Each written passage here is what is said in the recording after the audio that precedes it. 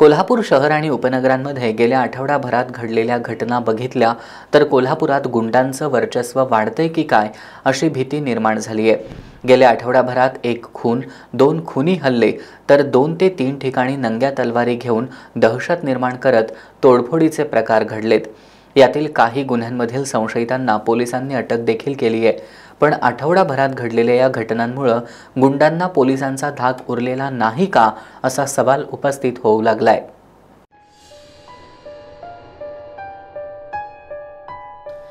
4 September भर दुपारी Shalini palace परिसरातील बेकरीवर नंग्या तलवारींसह हल्ला। बेकरी मालक करण बोंद्रेंवर हल्ला करत बेकरीची तोडफोड। त्यानंतर 2 दिवसांनी कळंब्यात रात्रीच्या वेळी खासगी आराम बस अडवून बसची तोडफोड करत दहशत माजवण्याचा प्रकार।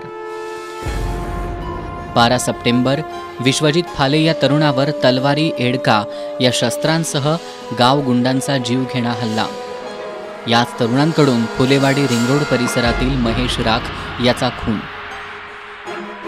गुरुवारी दुपारी गोकुळ शिरगाव पोलीस ठाण्याच्या हद्दीत उजळाईवाडी इथं बेकरीत खरेदीसाठी आलेल्या व्यक्तीवर तरुणांच्या एका गटाकडून सशस्त्र हल्ला। बेकरीची आणि समोर उभ्या असलेल्या वाहनांची तोडफोड। तर 2 दिवसांपूर्वी सायबर चौकात हेरवाडे नावाच्या तरुणावर खुनी हल्ला। गेल्या आठवड्याभरातील हल्ल्यांची ही मालिका सर्वसामान्यांना भयभीत करणारी, गुंड प्रवृत्तीच्या लोकांकडून पोलीस प्रशासनाला आव्हान देणारी आहे। पोलिसांनी या हल्ल्यांमधील बहुतांश संशयितांना जेरबंद केलंय। पण कोल्हापूर शहर आणि परिसरात पाठोपाठ झालेल्या हल्ल्यांमुळे समाज स्वास्थ्य बिघडलंय। या घटनांमुळे गुंडांवर पोलिसांचा धाक राहिला नाही काय असा सवाल विविध समाज घटकांमधून उपस्थित होऊ लागलाय।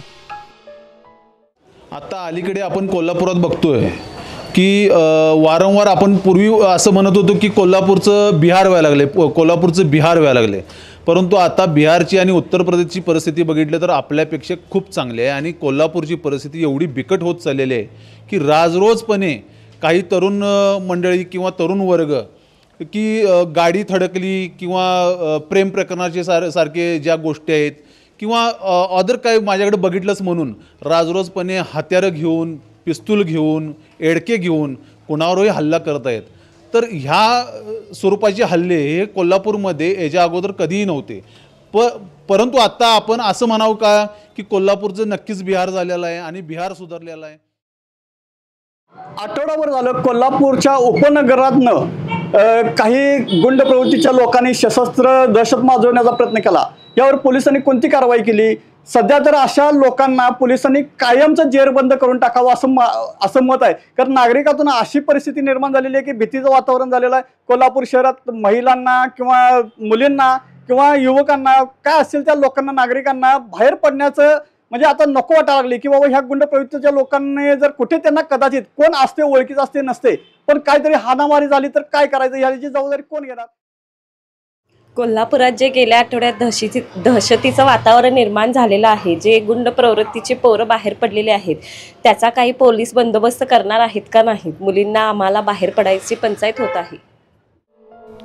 किमान आठवडाभरात घडलेल्या घटनांच्या अनुषंगानं पोलिसांकडून गस्त वाढवण्यापाठोपाठच वारंवार दहशत निर्माण करणाऱ्या टोळक्यांवर कारवाई करण्यासाठी कठोर पावलं उचलणं गरजेचं आहे, अशी अपेक्षा सर्वसामान्यांच्यातून व्यक्त होतीये।